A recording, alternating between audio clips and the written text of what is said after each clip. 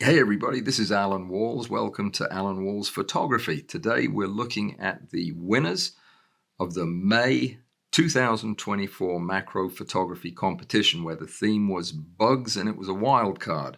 So you were encouraged to do whatever you wanted to photograph your bugs. Stick around because when we come back, I'm going to be showing you some of the best bug photographs you are likely to see this year.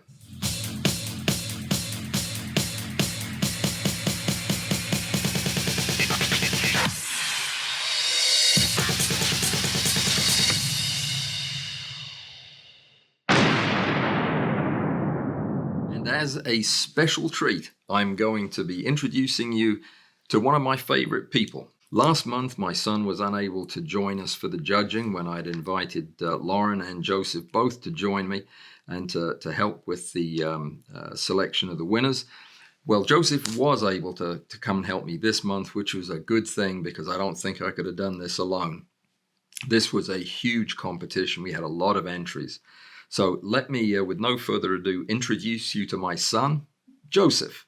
Joe, how did you find this judging? Was this tougher than the last competition we did? It's not really. I went by feel, the way I do most things, and I use my gut reactions, which I guess is a different method, but it brings a fresh perspective.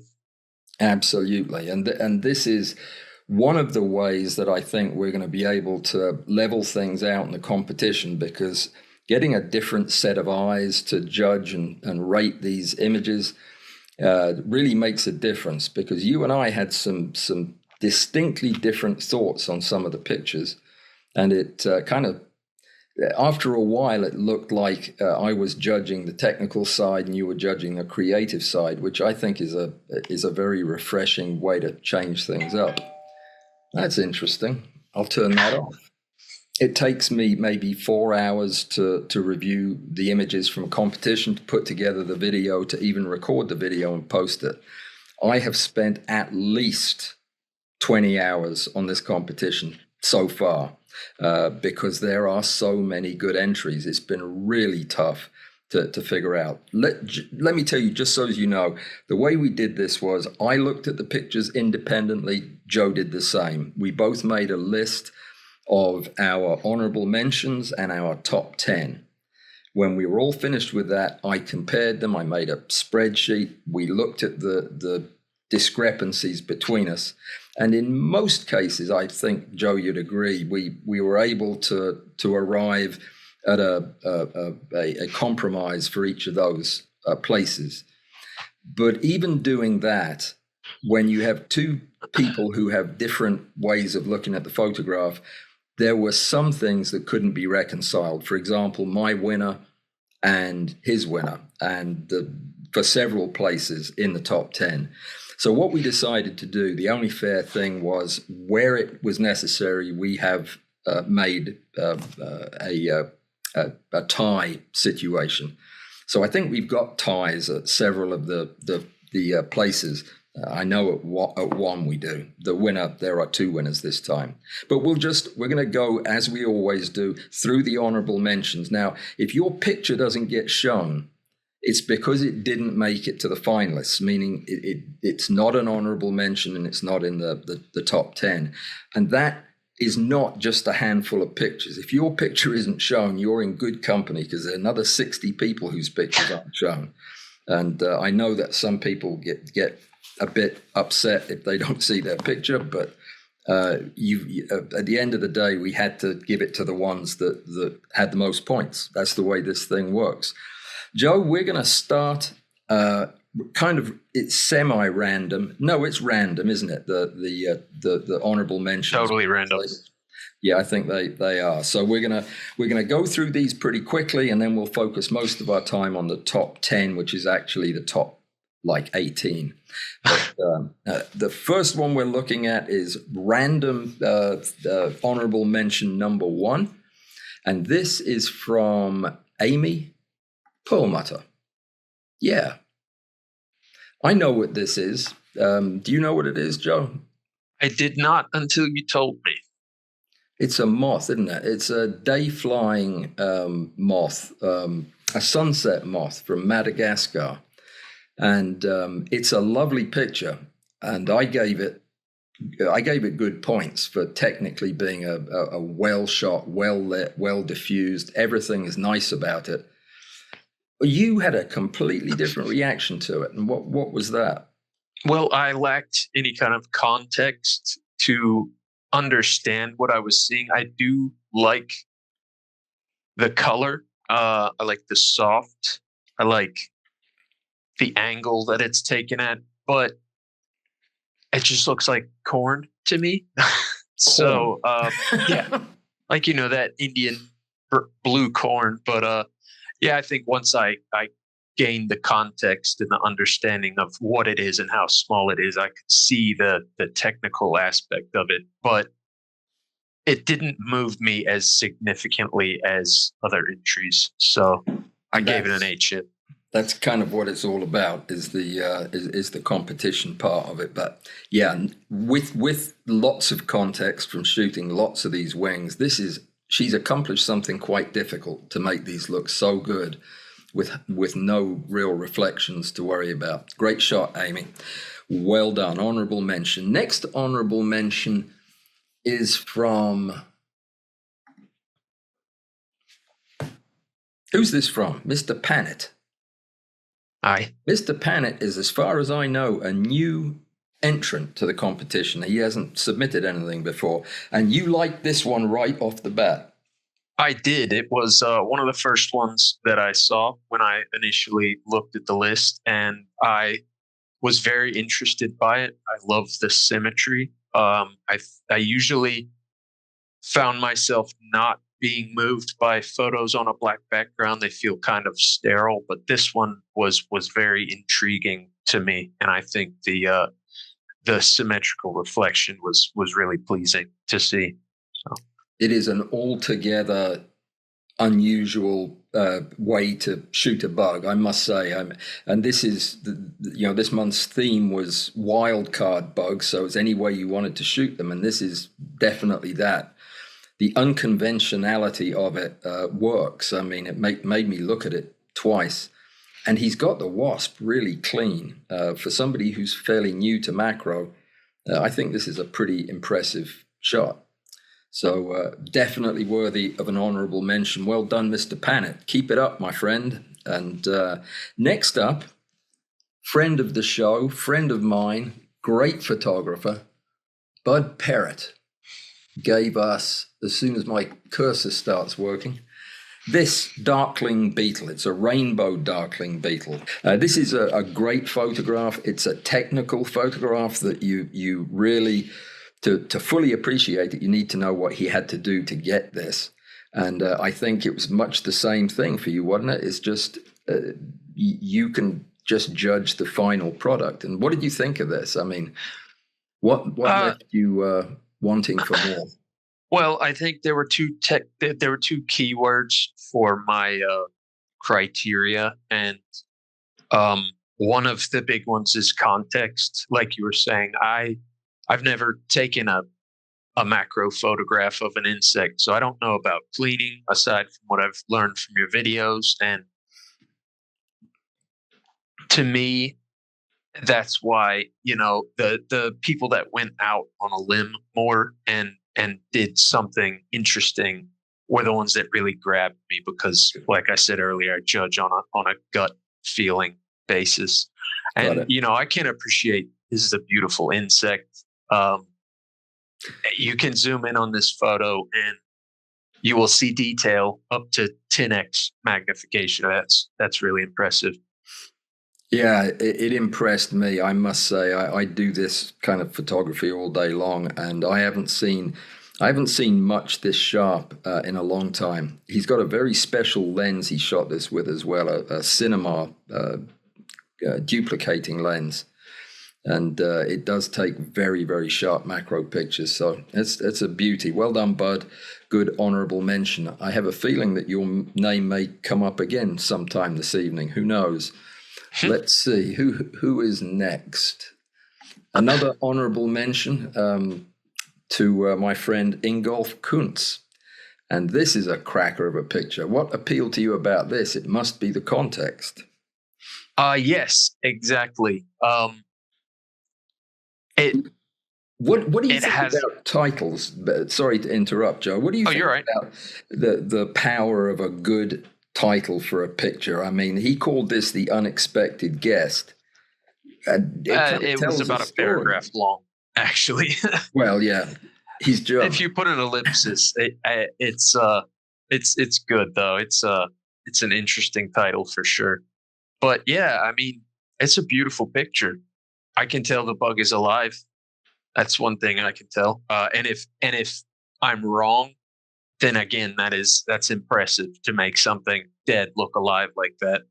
But Yeah, it was alive. It was in his workshop. It just crawled up on this piece of wood, and it's an impressive picture for an unannounced, unprepared shot. He's got it just the lighting absolutely. superb.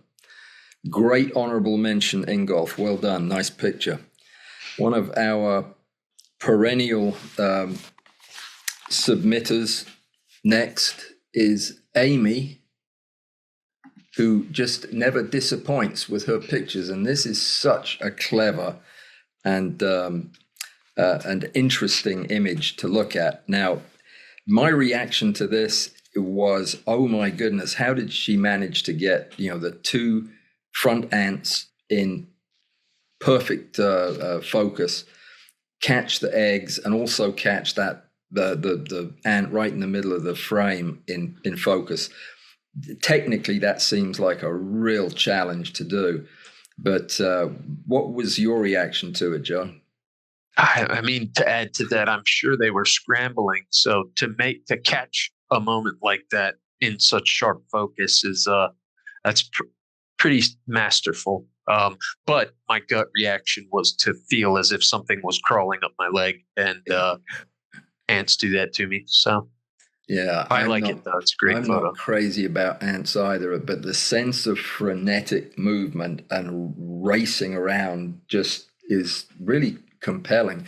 I think the little bit of blur around the outside adds to that feeling of things rushing around. Yep. It's a great photograph, Amy. Well done.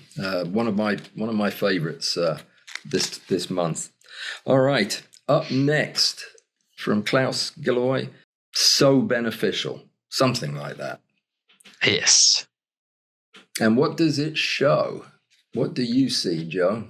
I see a ladybird eating an aphid, and I appreciate it. I know we talked about this yesterday, but I have a great appreciation for them because my plants have been ravaged. My pepper trees were ravaged by aphids, and I'm always happy to see a ladybird visiting and you know taking care of business. So to see Yeah. something like that in such detail that you could never see with your naked eye is really interesting. It makes you think about the life of a bug, and I It like that. does, doesn't it?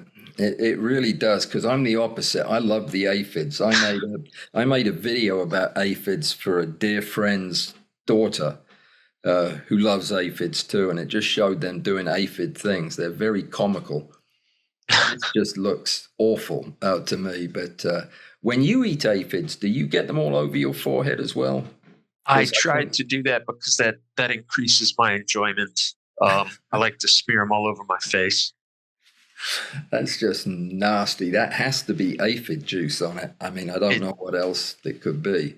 strikes fear into the hearts of all the other aphids, which is You know what's interesting is we both reacted to this picture. We both love it. It's clever, but you notice how little of the picture is in focus. Uh, yeah. does that surprise you, or Well, the action is happening at the focal point, and I think that makes a good action photo.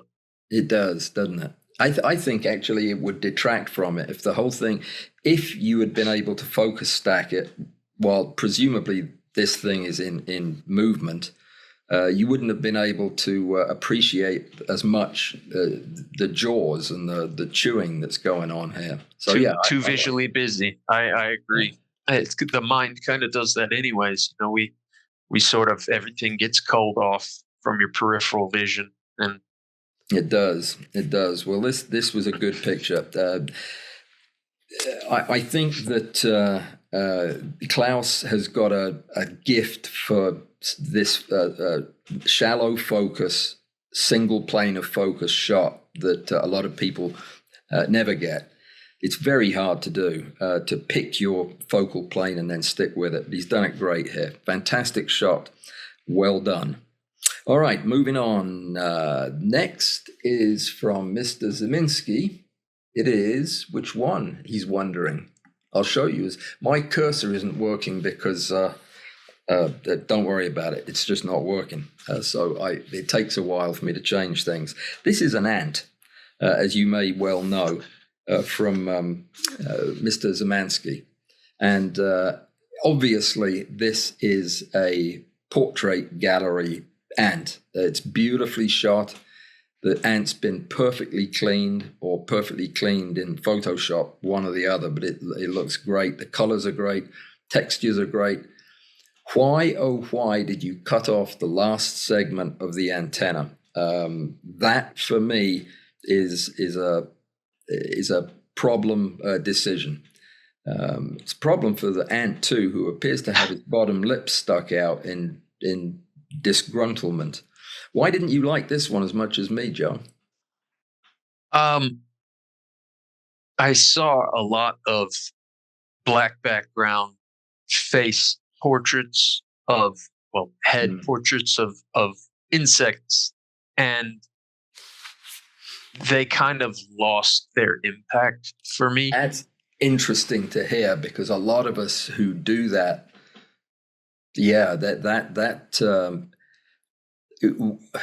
macro photographers who do dark background stuff could not conceive of their pictures becoming less interesting if you see a lot of them, but it's absolutely true. Black background pictures are very sterile. This is very good, though. In the context of a photography contest, I was seeking art, and where this is art, it's got a sterile and clinical feel, and it is interesting, it is captivating, but it ceases to move me after the third, fourth, fifth one. So okay, I still gave it an honorable mention for technicality. And it's important to note that these pictures, when we look at them, are in random order, and we're blinded to the names. So especially for Joe, who doesn't know these people like I do, he is looking at the picture. So the order that they arrive in is not something that we determine. Okay, good one, Mr. Zeminski. Next up, another one that I think probably going to have much the same reaction from Joe, though for me, this was a refreshing and excellent change of pace, a beautiful piece of work. It's a stag beetle by Christopher Pearson. I think it's Christopher. I somehow have misplaced the first names of all my people. Sorry about that. I have no idea where they are. But if I got your name wrong, forgive me. But the stag beetle here, shot from the abdomen, the ventral approach, I love it. It's such an unusual way to look at a stag, and it is so well prepared, so well laid out. It's a textbook example. It's a textbook photograph. Love it. What do you think, Joe? You It's a didn't beautiful quite beetle. as high a score as me. I didn't, but I can appreciate the beauty of the specimen that was used. It's very well posed. It looks perfectly preserved. Yeah, it does. He absolutely nailed it. I like that was a good catch. The background looks more blue than black to me, and if that is the case, I think that was a good choice, because something is bringing out the yellow in its hairs that works really well. I think it might be a very dark blue background, but great entry. Congratulations on an honorable mention. Let me pause to say one thing. There are 11 or 12 photographs that you're not going to see today. And that is because I had to disqualify them because 3 or possibly 4 people submitted 3 pictures. And if you look like on the same page as where you submit your pictures, rule number 1 is the number of pictures you're allowed to submit, which is 2. And that's getting ready to change. If you've ever won this competition, from now on, you can only submit 1. So, but it's never been 3 that I'm aware of. And in some cases, what was it, 5? Did we get 5 from one person? I believe Mr. Larry. No, we won't give a name lest it embarrass him. Right, exactly. So I've had to do that because otherwise it's not fair on everybody else. In the past, I've maybe just tried to lose the third image and not look at it, but in this case, it just happened too many times. So if you submitted 3, I'm sorry, but you won't be seeing any of them in the results. Okay, so moving on from Mr. Pearson's stag, we have another visit from Mr. Zemensky. And this is an absolutely masterful portrait of a Dolichopus. It's a fly, ain't it? It actually looks to me like a long-legged fly, but I guess it's not. It's beautiful. It's got every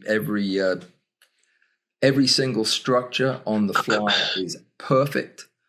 There isn't a scrap of artifact. It's textbook. Why is it not in the top 3, John? Must have taken ages to clean. Not in the top 3 for me personally. Well, yeah, I can't speak for you, but for me personally, I don't want to insult this beautiful photo or the photographer, but it just lacked an emotional pull for me. It's a beautiful bug, beautiful photo, so clean and well preserved. It's technically perfect, and it lacks. There are some subjects that just don't make a good connection with some people. Flies, ants. God, have you ever seen a picture of a cockroaches? Yeah, I can't imagine. Right, and I think that flies have a tendency to do that, but for whatever reason, I think that your approach to the picture is refreshingly different from mine. But it actually, in much the same way that my approach to looking at a photograph is so different from Rick Littlefield, who's looking 100% technical at what the picture can show you. I'm looking at how beautifully it shows it to you, and you're on that same side of the argument. It's a beautiful picture, but your judgment is respected on this, and I think honorable mention is appropriate. Keep up the good work, though, man. These are good pictures. Absolutely. Next up, from Alan Lyle, we have a very interesting picture. My cursor is still not working. This is only one. Sorry about the blue dots. I did that. You didn't do that. This is only one of, 4 butterfly or moth heads that we saw? Correct. I think so. And this is the only one where, well, that kind of gives away the game a bit, doesn't it? Anyway, this one made it through when some of the others might not have done. And why was that? Because this is one of the hardest subjects to photograph well in macro, in my opinion, is the head of a butterfly, because it's disorganized, it's got hairs and scales, and it's hard to get it in focus, and it's hard to get the artifact out. Yet you have got these eyes absolutely perfect. I have never seen eyes this nice on a butterfly or a moth. It's very, very hard to do this. So from a technical standpoint, full points from me. From a creative standpoint, what did you see? What didn't you see, John? I like what he did differently than the other portraits. It's a lot warmer than something with a black background. I like how it appears as if the body is in the background, and it's, very much out of focus, which makes it feel like you're very close to this subject. And I like that. That was interesting enough you know, to have me want to mention it.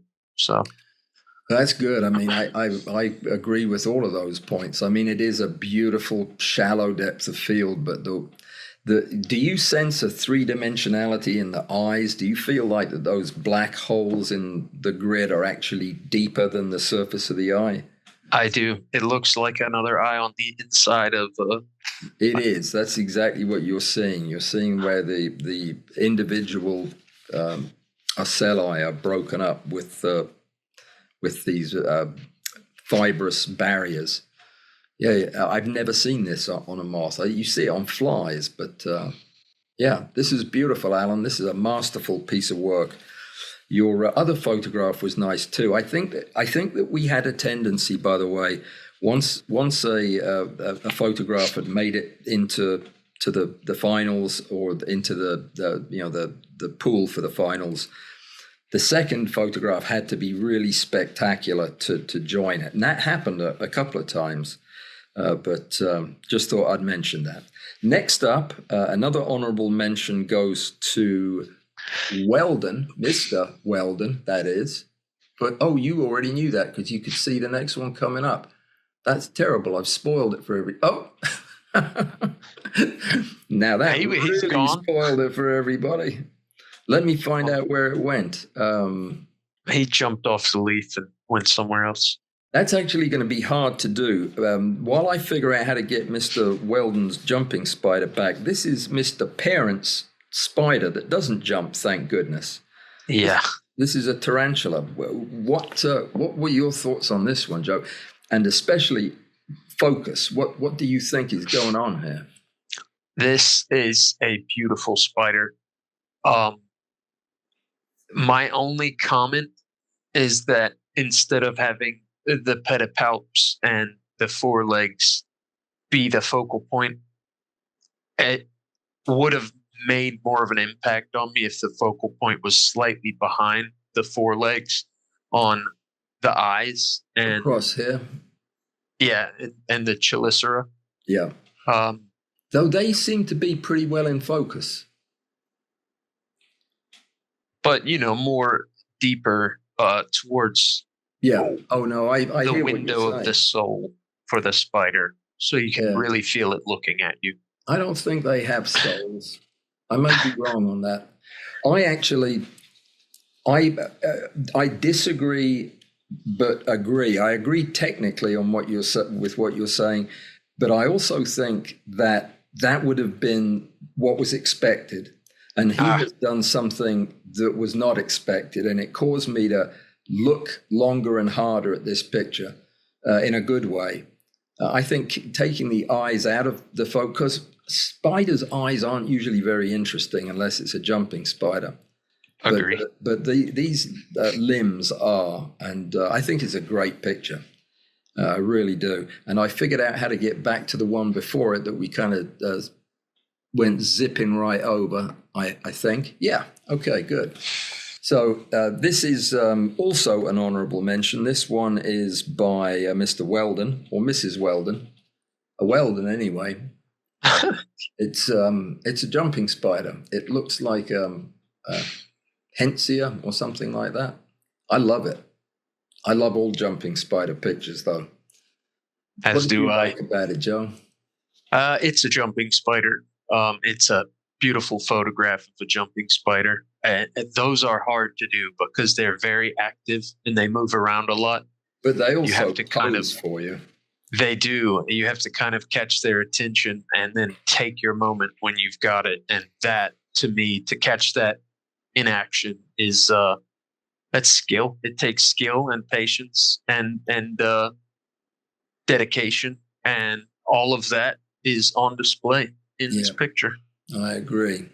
You know, there are some people that would take points away for a jumping spider where the fangs are visible, I which is don't. ridiculous. But I don't see why. no, I don't either. I mean, it's part of their charm. They look so cuddly and friendly, but they are mostly interested in eating you. Yep. If you're small enough. Yeah, fortunately, we're probably not on the menu. Okay, so we will move on to our next honorable mention, and there are a lot of honorable mentions, and you'll see why as this competition goes on, because these pictures aren't getting any worse. Take my word for it. This is a great picture from Pierre Seurat, something to do with love in the window, or lovers on a window. Again, I don't have the title in front of me, I'm afraid. My bad. This was one that you picked, Joe, as a one to champion. What was it about this picture that did it for you? Well, my notes simply said good album cover, LOL. And that's what it looks like to me. It does. It looks like a Wilco album cover. I don't have much deep to say about it. That was just my reaction, which is, No, I think that's that is one that I had not thought of. That yeah, it would be a brilliant album cover, but I'll tell you why it didn't appeal to me as much. I'm not big into silhouettes, to be honest.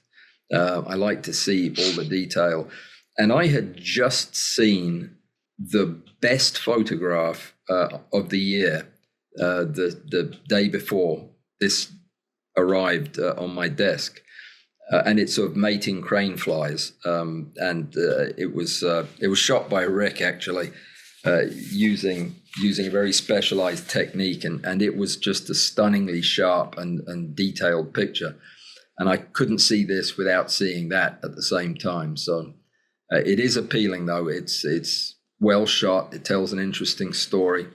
I actually love the background, the very simple, clean.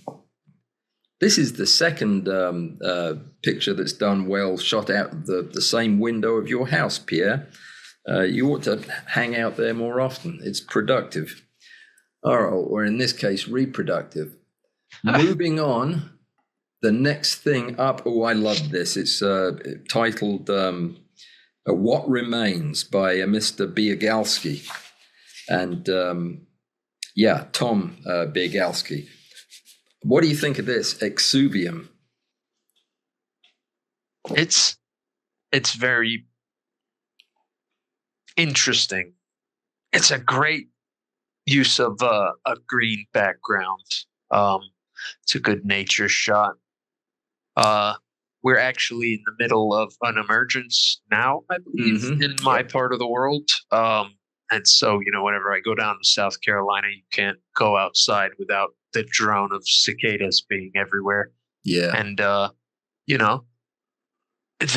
they look so alien when they molt like that. They do. I know lots of people who photograph exuvia for, a primary focus of their photography. I don't find them that interesting, but they certainly can be quite clever. What I love about this photograph that just jumped out at me is how clearly I can see the background through his head, which is a disconcerting view. I didn't notice that. You can see the background almost uninterrupted through his empty head. I know people whose ears you can look through and see the background, but I've never seen it on an exuvium before. And the fact that the eye's the same shape as those little tiny watermelons or whatever it is on the end of the stick is clever. It's a very poetic picture. I love it. It works on every count. Great honorable mention.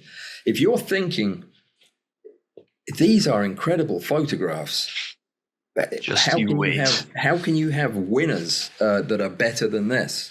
Just wait and see. Next up is from Get Your Glasses. You'll need your glasses from this one. It's from Angie. The two images on the right, this is a cuckoo bee, and the two images on the right are parallel. The two on the left are cross-eyed. So try resolving that. In fact, I am going to resolve that because I haven't looked at it in a couple of days. This is a really beautiful stereo shot. And Joe, you don't have any glasses, do you? Actually, I do. Let me see. There you go. No, it's not working. I think mine are broken. These bees have an unusually flattened spade-shaped head, and you can really see it popping out of the stereo. I mean, it just, the right antenna is almost bouncing off your forehead. It's very, very effective. And let me point out that Angie does her stereos by hand. She doesn't use Zerine. This is not a synthetic stereo. This is an actual reposition the camera and shoot the stack again stereo. So bravo, a lovely triptych and very successful picture. It's a little dark for me, but that's a really minor taste point. It wins on everything else. Okay. Here's somebody I think I've seen a couple of entries from before. Mr. or Mrs. Holmqvist. I'm sure I just absolutely destroyed your name there, and I do apologize for that. I'm looking for your first name so that I can have a better guess as to... Ingmar, I believe. Ingmar. Okay, well, that could be a Mrs. or a Mr. So we'll say, yeah. Them. Lovely photographs called Morning Stack, which normally means pancakes, I think. But in this case, it's an absolutely fantastic photograph of what looks like a cicada instar. What do you think? Some kind of nymph. I thought it was a grasshopper nymph. But you're the bug guy, so yeah, I don't know. I've never seen one like this. It does look like a grasshopper, though. It's got the right plates on the thorax. Now, tell me what you thought of. Was it you that said you thought it had something growing out of its head?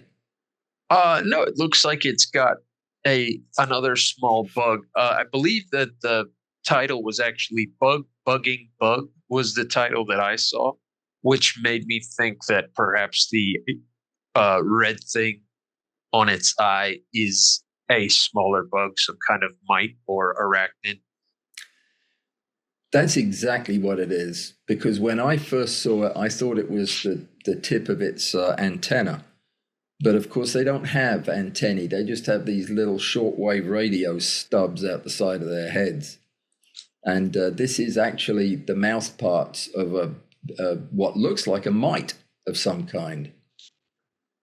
Do you know that there are mites that like to suck on the eyes of things?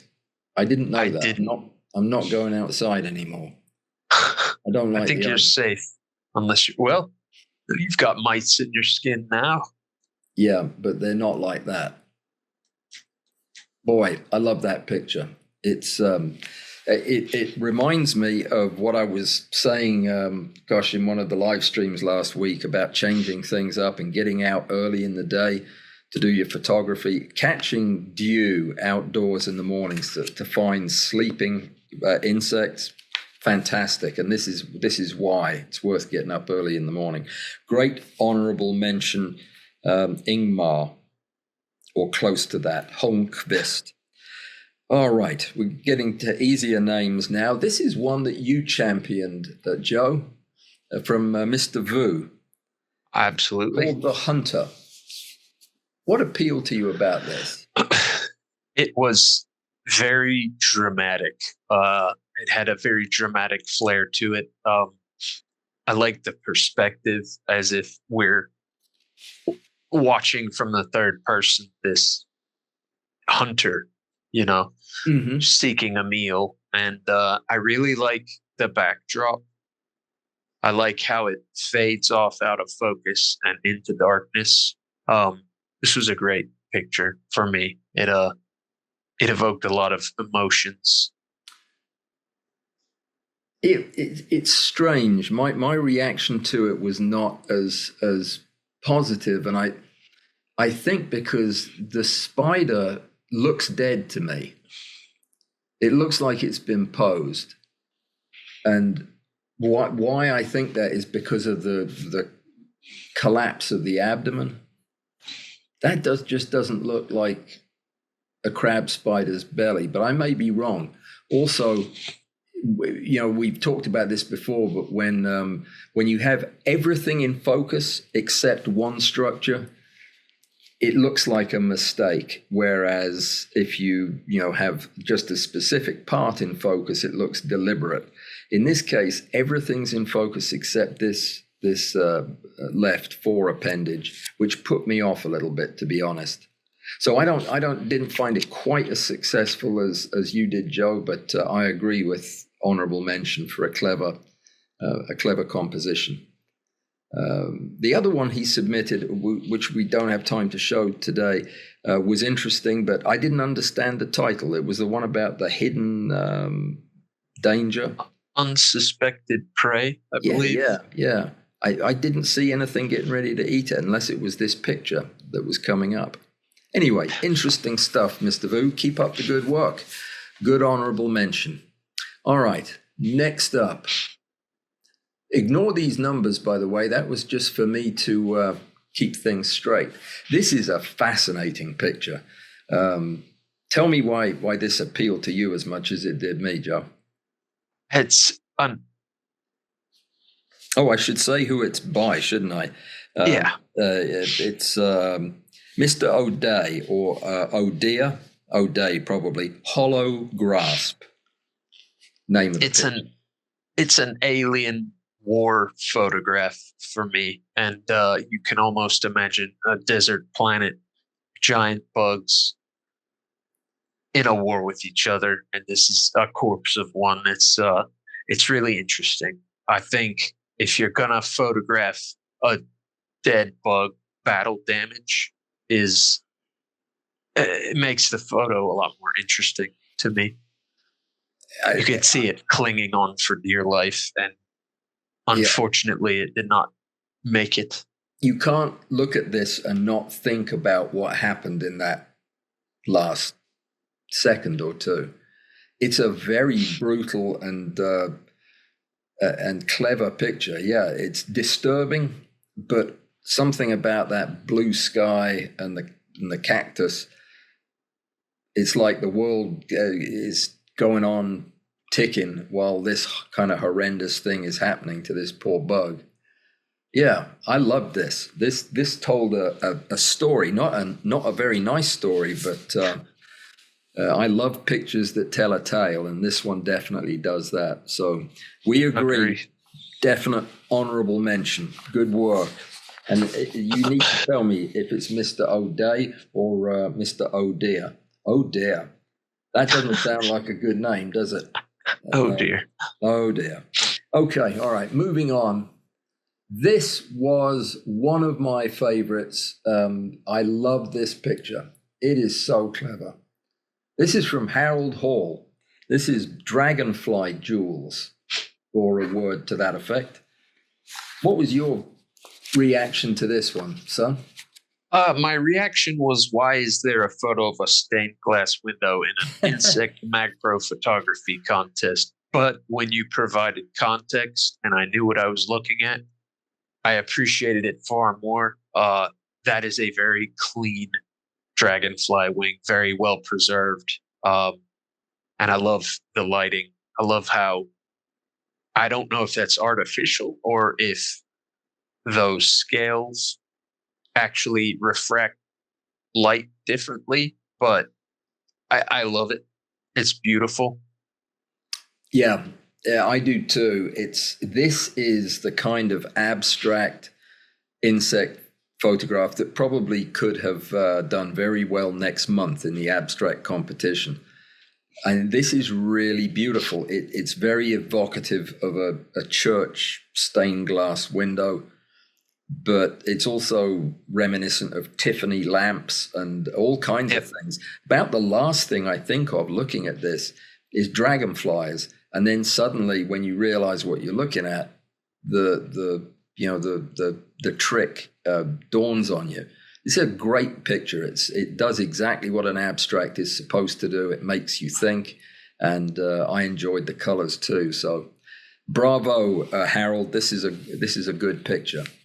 And Harold's you didn't know this, Joe. Harold's a travel photographer, a very, very good travel photographer. So this is a different area of expertise for him to be developing. This is a great picture, great success. Oh, yeah, you can't tell. No, He seems well versed. All right, talking about disturbing images. Next up from Mr. Al-Sumati is Dismembered, which says it all. How does your not in love with ants fare from this picture, Joe? It's a great action shot. It's very graphic. And again, it made me wonder, well, what if I had been born as a huntsman spider? And, that is a scary thought. And it sent me on a bit of a flight of fancy. And I think that is what makes a good picture. Agreed. Well, you wouldn't be alive to judge this competition if you'd been born a huntsman spider, because I think your mother would probably have squashed you on the spot, which is even more graphic. But that really is disturbing. I couldn't look at it. I just photographed one of these guys, and when you look at them up close, these things that come out the front look like it's legs, and this little bump here is its entire head and thorax that stick up. And it looks like it's driving this thing, sitting in a chair, driving this spider-like body. And it's comical and it's funny. And I do not like seeing it ripped apart by ants. But that's what happens. That's what ants do. Yeah, that's what ants do, yeah. It's... what do they say about okay, let's not go there. Next up, congratulations, Rashad, very good image. Next up, from multiple time winner Robert Storost. This is the scales of a weevil, of one of the blue green. It could be a clown, I'm not sure, but it's definitely one of my weevils. And I know what I'm looking at here, but you didn't know, Joe, but you still liked it. So what did you see in it? Emeralds. I saw emeralds. Emeralds. Opals. Maybe Emeralds. opals too. Yeah, emeralds are the green ones. But, I lacked context. Again, it's one of those things that I had a greater appreciation for after you told me what it was. Well, when I caught my first weevil and photographed it, I didn't know about these either. And the fact that these scales are actually see-through, they're just, look like little flakes of jelly. And the underside is just black, black exoskeleton. These scales are just splitting the light in a very particular way that give this structural color. If you ever catch one of these things and wash it, the color disappears completely. They turn black-brown. And as they dry, each of these individual scales will pop back online, and they light up in front of your eyes. It's quite an amazing sight to behold. This is a lovely depiction of that. He had to photograph this at 50 times magnification to see the individual prisms inside the matrix of the scale that's doing that. But very impressive, very good photograph, technically very difficult, great honorable mention. Well done, Robert. Next up, a repeat customer. This is Klaus Gilloy with a damselfly. Now, I have thoughts on this, and share them, please. You go first this time. I will. This is a common damselfly around here, and they do so many things that are entertaining and gruesome. It's hard to find a way to photograph them where they don't look exciting and interesting. This may be one of those ways, though. It's a technically beautiful photograph. You've really caught the plane of focus. This is, of course, what I was saying earlier is his specialty. He's got the whole face sharp as a tack. The problem is all of his mouth apparatus is covered up. The green flap at the bottom. This thing flips up, and this thing shoots out, and it's full of teeth and barbed jaws. And they're so spectacular when they're doing that and they're eating things. This guy looks harmless and just smiling almost at us. I just feel like it's a missed opportunity. You got this close to him. Couldn't you get him to open his mouth for you? I'll show you how to do that one day. Here comes the airplane. Yeah. And I would have been tempted to Photoshop that out, but I know that's not your style. It's a good picture, well worthy of an honorable mention. I'm just joking about the other stuff. But I went through a period about 3 or 4 years ago where I photographed nothing but these dragonflies and damselflies for about 2 months and got quite a few very nice pictures out of it. But yeah, I love this. Good shot. All right, next up from, hang on a second. That was the last honorable mention. So we've ripped through those very nicely. We're getting ready to start the winners. So from this point on, the images we're talking about are in the top 10. The first picture is from Eric David. He is in 10th place in a tie, but let's have a look at his picture first. Nope, we're going to look instead at Bill Wheeler's picture first. He's the other tie. Bill, congratulations. This is the forewing. Yeah, it's the leading edge of the forewing of a wasp or a bee. These are hamuli. These are the hooks viewed from behind that hook onto the hindwing and hold them together in flight. Did you know that a bee or a wasp would not be able to generate enough lift to fly if it didn't have these hooks to hold the wings together? I didn't. Now you do. It's cocktail party stuff. You can baffle people with that knowledge. Photographing hamuli was another thing that I did for 2 months a couple of years ago, and they're hard to do. These hot shots are hard to get. Bill did a superb job. He had a couple of pictures in the competition of this, but this was my favorite of the two.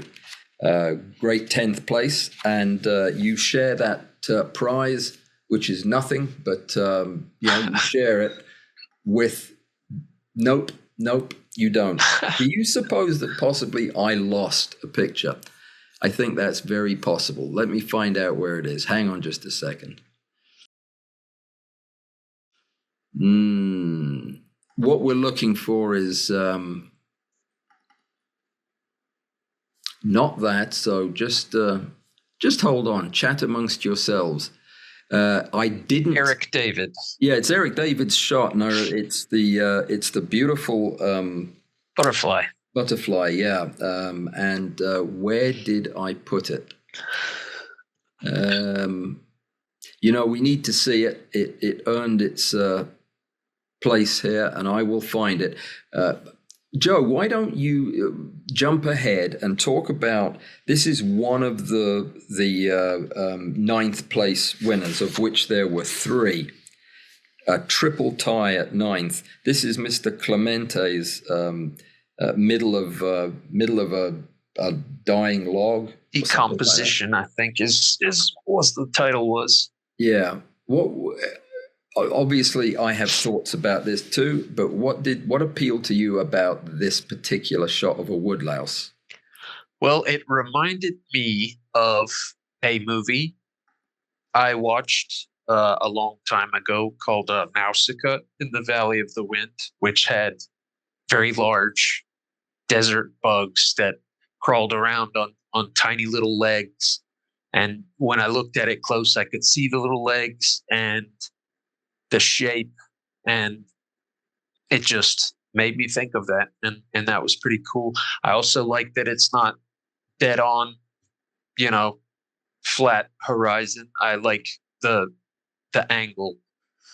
It's very dramatic. It's a very Yeah. good use of a black background. It usually, you would want something that would make the color pop out, but the fact that it blends in kind of makes it feel like it's part of its environment. And I liked it. It's a very good nature shot. Yeah, I like it too. The feature that appeals to me, besides I didn't know that these things would have eyes that look like they slant like this, but I did not expect to see all those feet underneath it. And that is really disconcerting to look at. When a photograph puts you at foot level with something like this, you have to reappraise what a woodlouse is. Yeah. One of my favorite pictures for just novelty, beautifully shot. Let's look at the next one of the nines, tied at ninth. This bizarre creature. This is from Mr. McGuinness, and we don't know what it is, other than having a big forehead with a mite on it. I don't know. Have you ever had a pet one of these, Joe? 80s punk rock leaf hopper. It is a I'm leaf not hopper. sure. It makes me wonder what the structures along its I don't know the term for it, the middle of its back. Yeah.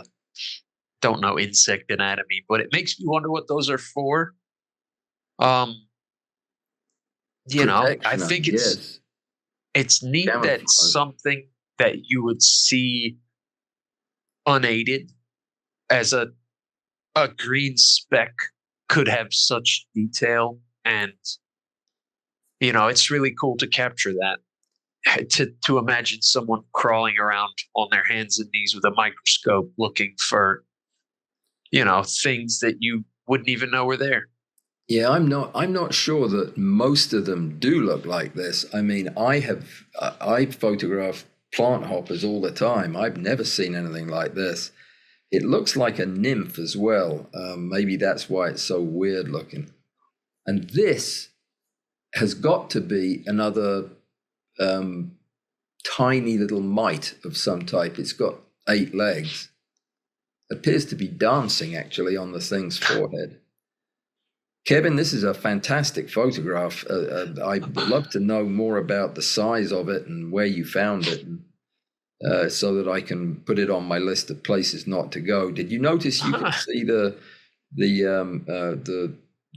breathing apparatus on the inside? All of these empty channels connect to the spiracles on his shell. Very interesting. All right, we both agreed on the next one, which is also tied for ninth. This is the third one, and this is one of everybody's favorite fungi. This is cordyceps, one unlucky ladybird that has succumbed to a fungal infection. What appealed to you about this, Joe? I think what I liked was that it's a dead insect, but it's again, like the prior one, it's a dead insect that tells a story, and it begs a question, and it makes you think about this thing's life. It's not clinical, it's emotional, and that's what grabbed me about it. Yeah, it has that same kind of unprepared battleground look that the grasshopper picture you liked had. This really looks real. This looks like you wouldn't expect a ladybird that had a fungus growing in her brain to have a very smooth life. And this looks like the end product of that. She's dirty and do you get the feeling she looks tired, like collapsed in that spot? It looks like it looks like a helmet that's just been discarded by the battlefield. That's what it looks does. Like. I really agree. Like it, and I do too. I'm guessing this is the cordyceps coming out through her elytra. I don't know. I've never seen it do that. I usually see it coming out of their heads, but either way, the artist, I hope I said Alan's name, is Alan Rechtenwald, sent me a jar with about 100 of these infected ladybirds. I haven't been able to eat more than about half of them so far because they don't taste very good. But thank you for sending them, Alan. And you should have shared some with me. Well, I may still have a few left I can mail to you. I'm still having a hard time putting my hands on this photograph, which is driving me crazy because I know I had it because we judged it. I'm going to keep looking while we chit-chat, and I'll tell you what's next up. By the way, I'm not going to say who, but of the disqualified pictures that I had to kick out, there were one or two pictures that very well could have been in the top three. Just saying that to make you feel bad, really. No. Don't do it again. It's a shame. I mean, that good. They were that excellent. I hated that I couldn't include them. So I am going to share the picture that was missing. This is Eric David's Nature's Palette, which is also at number 10. It's there. Nice. And look at this. You may submit no more than 2 entries in each monthly competition. If you put in 3 or more, then none of the entries will be qualified. So now you know. And this is a beautiful, what is it? What kind of butterfly is it? Monarch, I think, maybe. You're the bug guy. It's not a monarch. It looks like no, I don't know. I'll have to look it up, but it's beautiful. And the colors blend together so beautifully. Masterful photograph. Love it. Love the sharpness of the eyes and the antennae too. Good job. Okay, we are moving on to the 8th place ties. Let me get rid of my Walls app.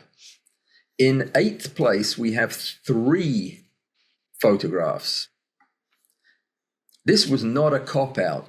Joe and I just could not throw out pictures from these ties. They were too good. This is from Mr. Walker. It's a Phaeademus species, Phaeademus lumawigi. Yeah, it looks like a lumawigi. This is a spectacular photograph. It is sharp as a tack. It's been beautifully cleaned. The picture's well edited. There's no specularity in that glassy metallic surface. And it's a crazy looking head on the thing. I love this picture. What about you, Joe? It looks like a scale model. It does. Like somebody built like it. 2 scale models where they got the head mixed up with the alien model. Yeah. Yeah, I never heard of this insect, and I am very interested by the shape of its head, and I wonder what evolutionary pressures caused that, or what part of its environment necessitates that kind of shape. There's only 2 things, and only one of them that really matters. Whenever you see something like that, it's a way for the thing to attract a mate. Huh. Or a way for a thing to hold a mate, if it's got nothing to do with reproduction, then it's just a random mutation. Well, damn. That does not help me understand what it does with that head thing to hold its mate. But hey, babe, what do you think about my face shield horn, giant nose thing? Yeah, he wears that and one of those leisure suits when he goes to the disco. Okay, and sharing 8th place. This was one that really appealed to you more than me initially. This is from Mr. Kavam, Vammy. I won't even try. Not getting that name down. Let me check my notes here for pronunciation. Nope, that's not helping either. So what appealed to you about, you're not an ant person and you like this picture? Exactly. The soft, out of focus background, it evokes a slightly remembered childhood memory for me, and it kind of makes me think about being a kid playing on a warm summer day, looking at a dandelion and seeing an ant on it, and oh, cool. That's powerful for me. So yeah, well, I definitely understand that. And you don't happen to remember this gentleman's first name, do you? You're good at names compared to me. Because I can't find it. It seems like we talked about how to pronounce this name. But then again, my writing isn't any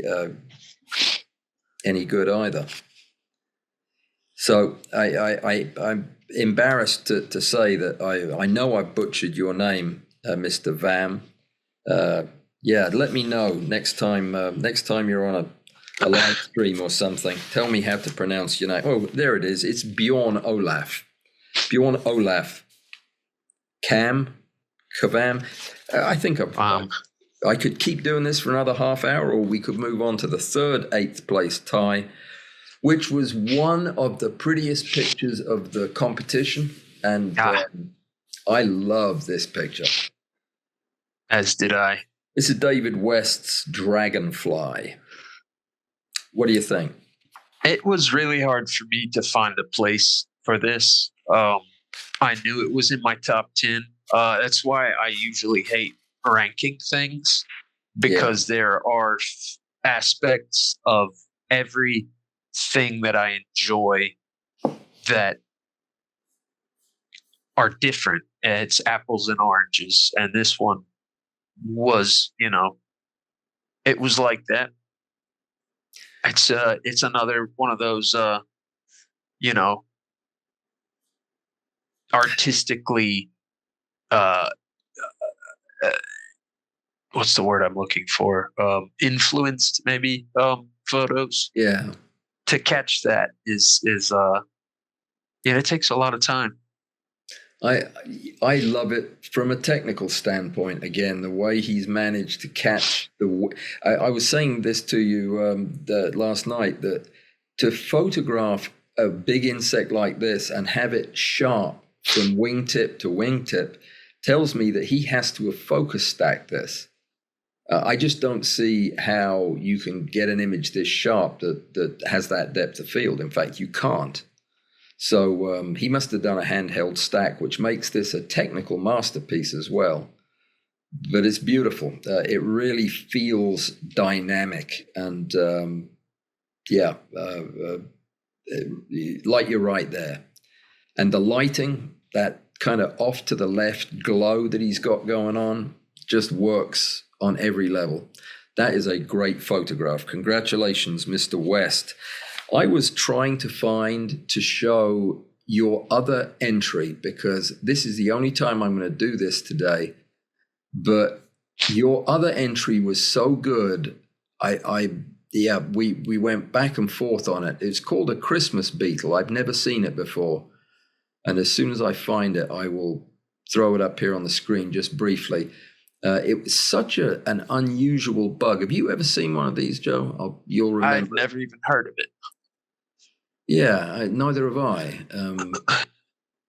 And it doesn't look like I'm putting my pen right on it, but I know that it has to be on this last page because there's only 3 pages of them. So here it is. Let me just show this very quickly. Remember this? Isn't that a stunning beetle? It is. It's lovely. Beautiful. I've never seen one of those. I'd like to find out more about them. Beautiful, beautiful insect. And I love these little accents in lime green. Okay, I shouldn't have done that because that's not fair. So I won't do that again. And let's move on to number 7. We have a tie for 2, and you've already seen what the next one is. I did it again. All right, so what catapults this blue weevil up to 7th place when you've seen pictures of 5 other blue weevils? What is it about this one?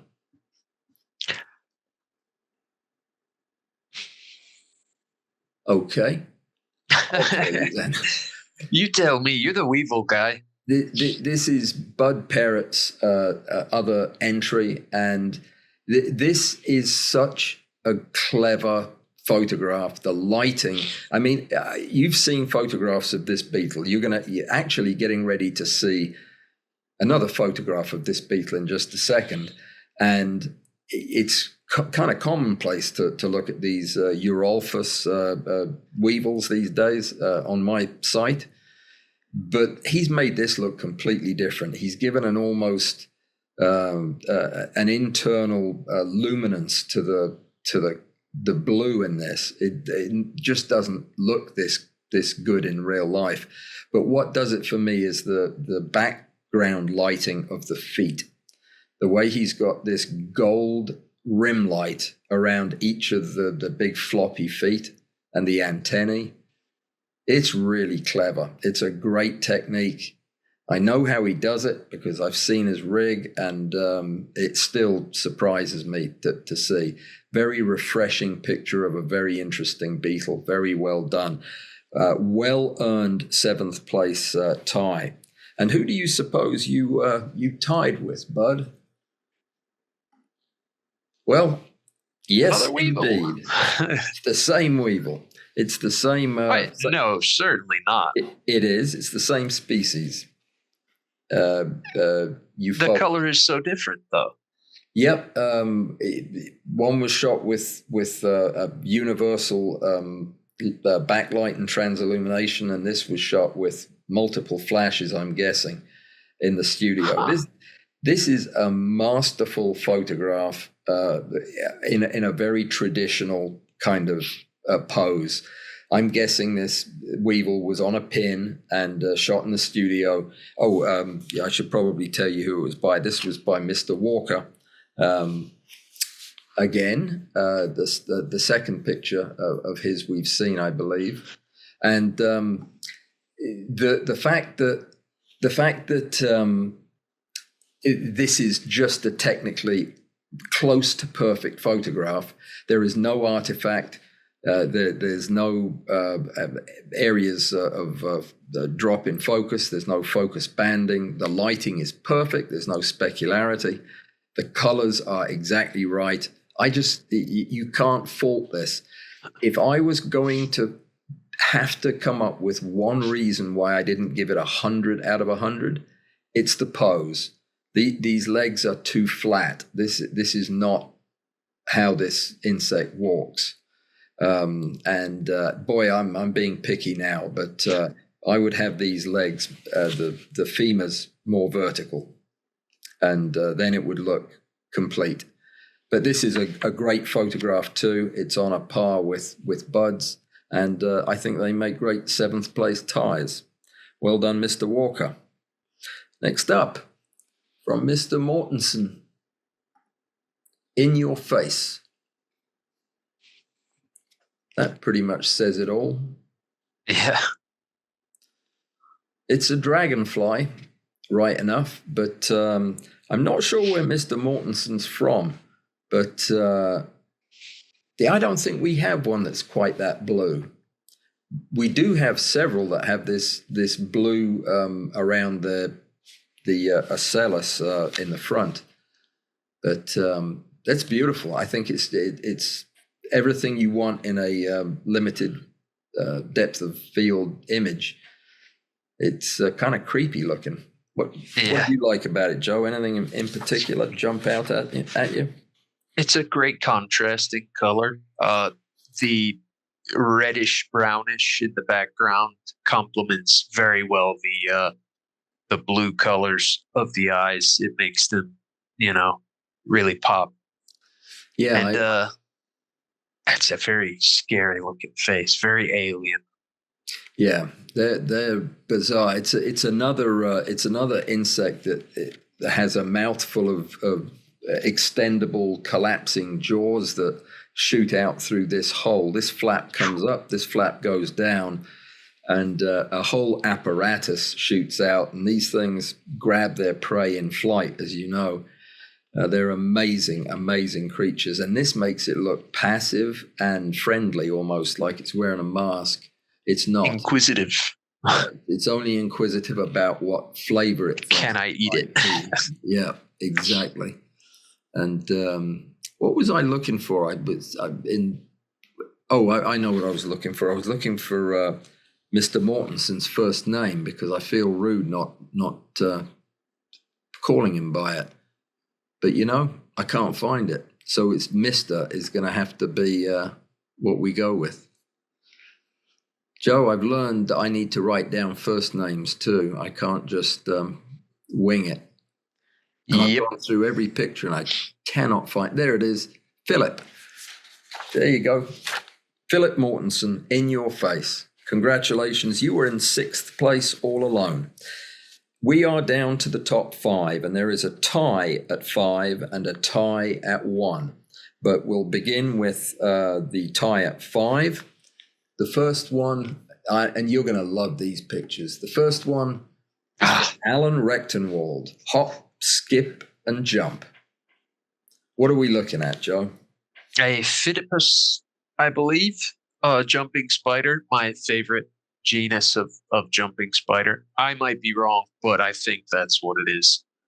And it's just a beautiful photo. It's one of those photos where the black background was the perfect choice. It's such a good picture. I love these little guys. I know we talked earlier about not showing the fangs that loses points, but that is a necessary part of this picture because it's showing an apex predator in its environment. There's nothing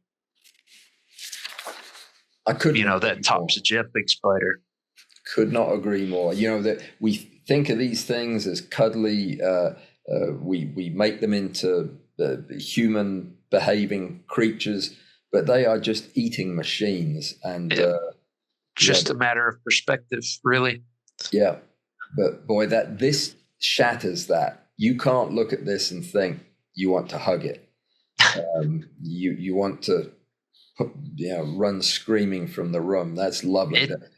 The color, it brings you at eye level with it too. I'm just noticing that as we're saying it, that is what gives it a threatening aura, is that it brings it up to your level, and that's exactly does turn it from a cutie to a killer. It's beautiful, and it could not be more contrasted with the next photograph that shares places with it. This is a beautiful picture of a Papilio species, a species of swallowtail. This is by Mr. Lutzi, or Mrs. Lutzi, but I think it's Mr. Lutzi. What about this works for you, son?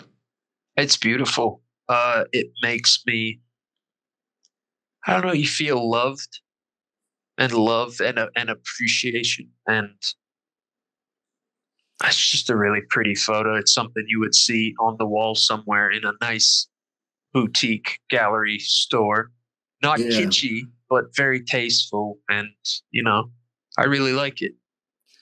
Yeah, is there something? I mean, to me, the way they're face to face, it's very easy to give these butterflies some kind of agency, which they probably don't actually warrant. But it looks like they're getting together over a flower. I mean, for whatever Sharing a meal. butterflies, sharing a meal, exactly. It's very effective. It's very beautiful. Personal and romantic. Yeah, which of course is us projecting human And that's stuff. what a good photograph does. Yeah, Enrico, this was a really well done image, and I know that you spent ages out in the field picking this one blossom and biding your time, but this works really well. Great job, great symmetry, and colors fantastic. Good job. 5th place. In 4th place, all alone, is a really special picture that I know you love, Joe. This is from Julie Botts, and it is a close-up of a moth wing. What appealed to you about this very interesting picture? This was one for me where I didn't know the context, but it didn't matter at all because it's just such an interesting photo. The color, it makes you it made me think about what it could be. Alien fungal forest, you know, microfauna in a lake. I don't know what it is, but you know, context made me appreciate it more. I wouldn't have imagined it was a wing, actually. It's beautiful. I really love it. It's such an unusual. You normally don't shoot the root of the wing on the inside, which is I think what we're looking at here. But it just shows so much that is contrasting with the way you normally think of a moth wing. It's beautiful, and the colors work on every level. Great job, Julie, on 4th place. In 3rd place, all by itself, is one of the most interesting stories of the month. I'll let you go first on this one, Joe. This is just such a comfy picture. It's so comforting and warm and masterfully executed. Yeah, I'm blown away by the contrasting colors and how sharp he's got this whole thing. I don't know how this was posed. I mean, it almost looks like the bee's alive. I mean, it's covered in pollen, and it has a very lifelike. In fact, it does look alive. It really does. That's why I liked it. How do you chop a flower in half while the bee's still inside and not upset the bee? Not sure how he got this. You know what kind of bee that is? Gosh, not a clue. it's a solitary bee, probably one of the maybe a little carpenter bee, possibly. It's absolutely beautiful. It's like a sweat bee, very small. I think I love it. Just it does feel cozy, and the thing looks almost like it's smiling, which is not. I didn't have to deliberate about this one at all. It immediately got top 3 for me. Yeah, yeah. Well, it had the same effect for me, but we're up to number 2. Actually, yeah, we have one picture at number 2 and 2 pictures at number 1.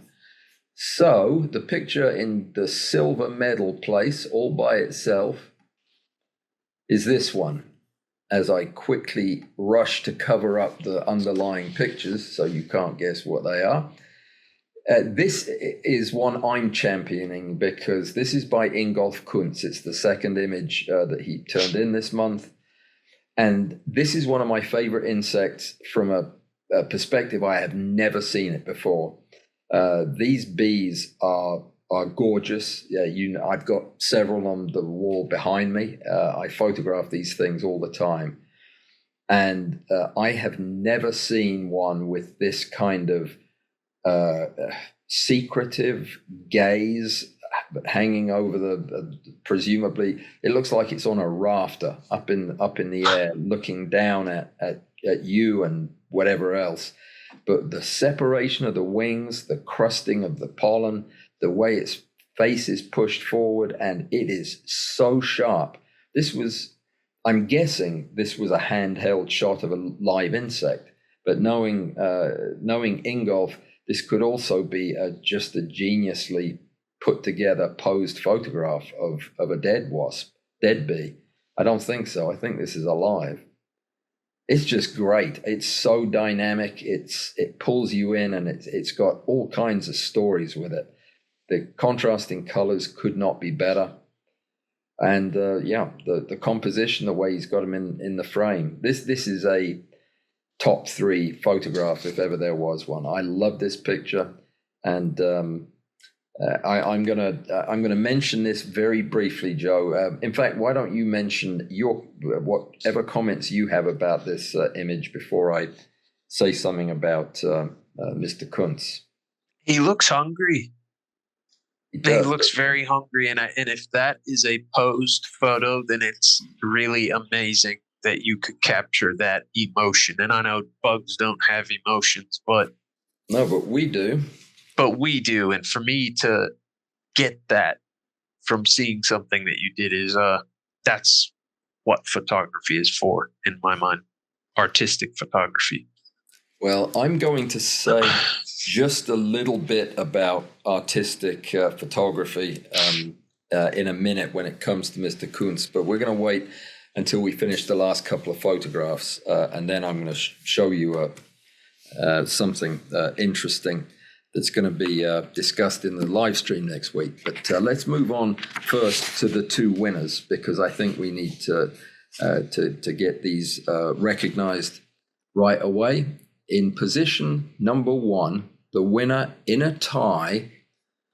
This is one that divided Joe and I quite down the middle. I mean, there was one of these pictures that I championed, and there's one that he championed because they spoke to us. I'm going to let Joe talk to you about the first one, because this was something that that really struck a chord with him. Joe, what do you think about this? This was by far the most creative and artistic and inspired photo in my mind, because it really understood the assignment as far as I'm concerned. To take a thing and take a picture of it, it's one thing, but to prepare something unique and interesting, that is what really separates a first place winner from a top 5 or a top 10. There was no question. You're seeing here. I didn't know. I thought about it for a while. I pondered it. I read the title was the first thing I read. Didn't think anything of it, and I was wondering how did she capture this? What is that effect?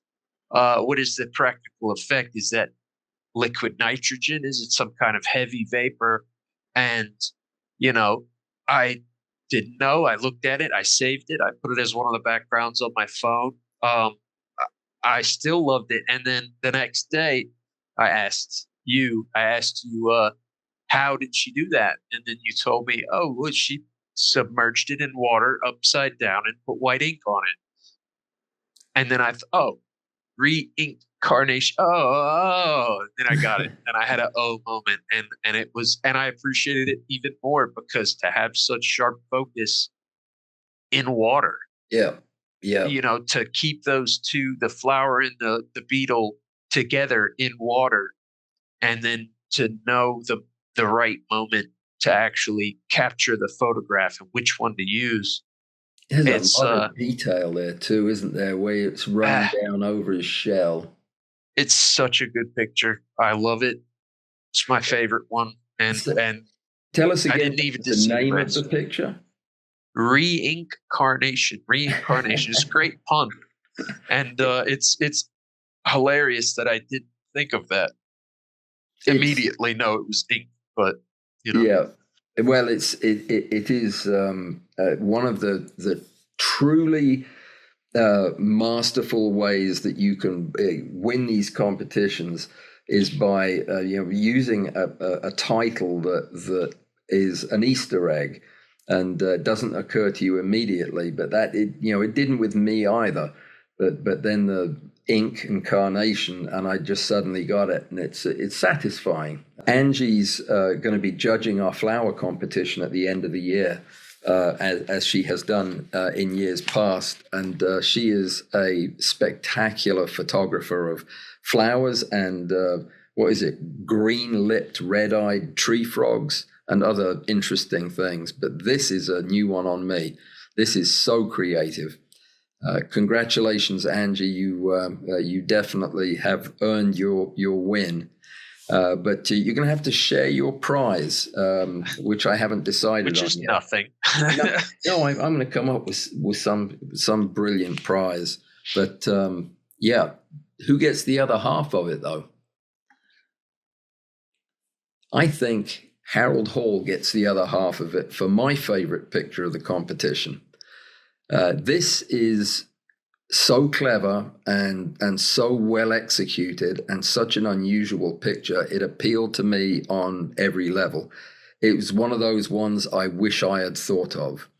This is a dragonfly upside down and shot in a close crop in what looks like a totem pole with eyes and some kind of a mustache on the figure.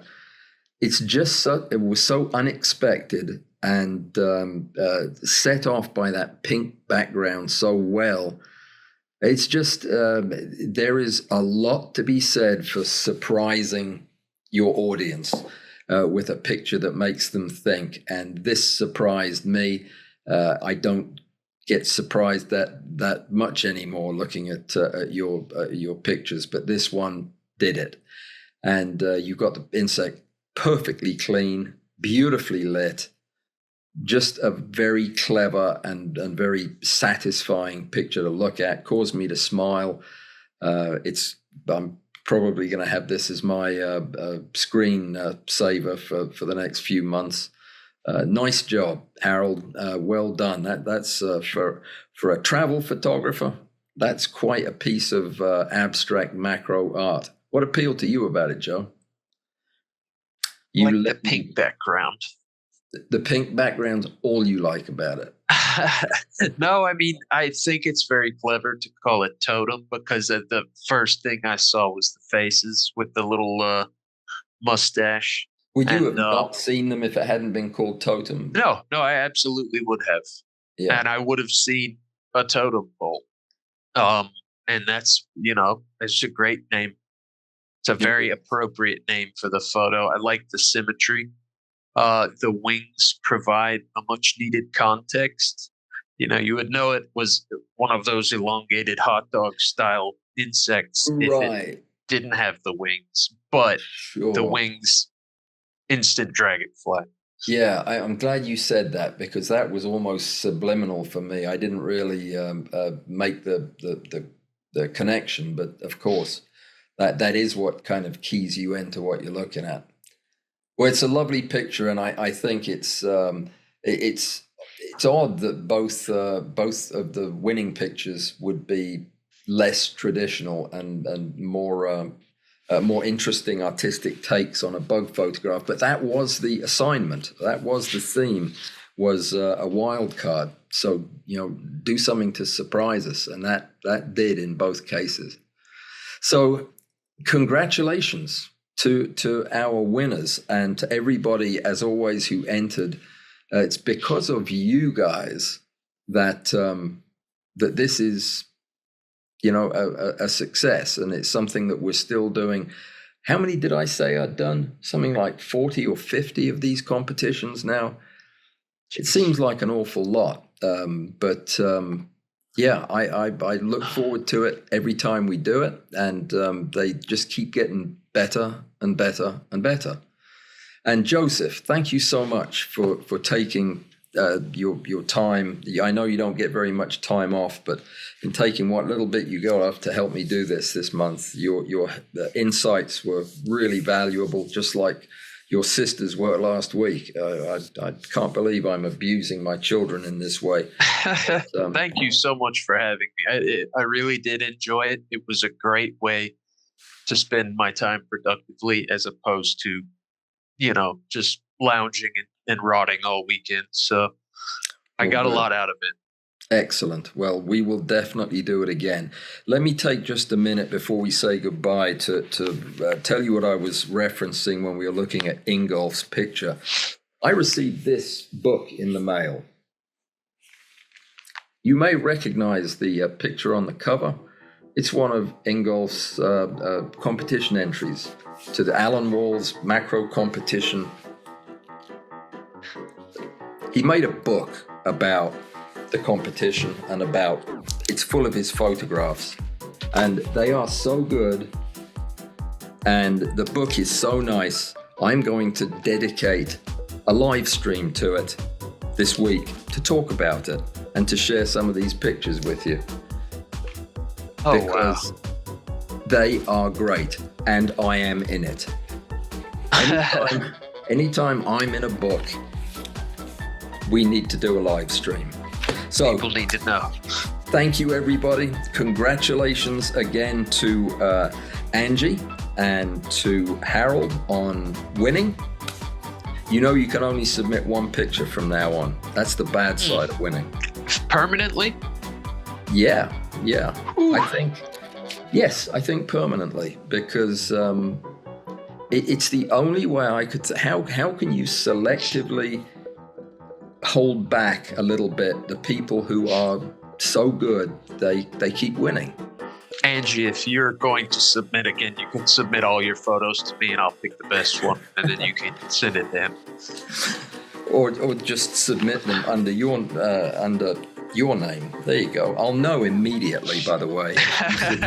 an Angie Flower photograph, I'll know who it was from. Okay, guys, thank you so much for your patience this month. It took a little bit longer to get out than I thought, but it was a lot bigger competition than I was expecting. Thank you again for your time and your expertise, Joe. And I will see everybody on Tuesday or sometime like that at the next live stream. Have a good bless. Take care. Take care. See you, son. Bye, Dad. Thank you so much. That was fun.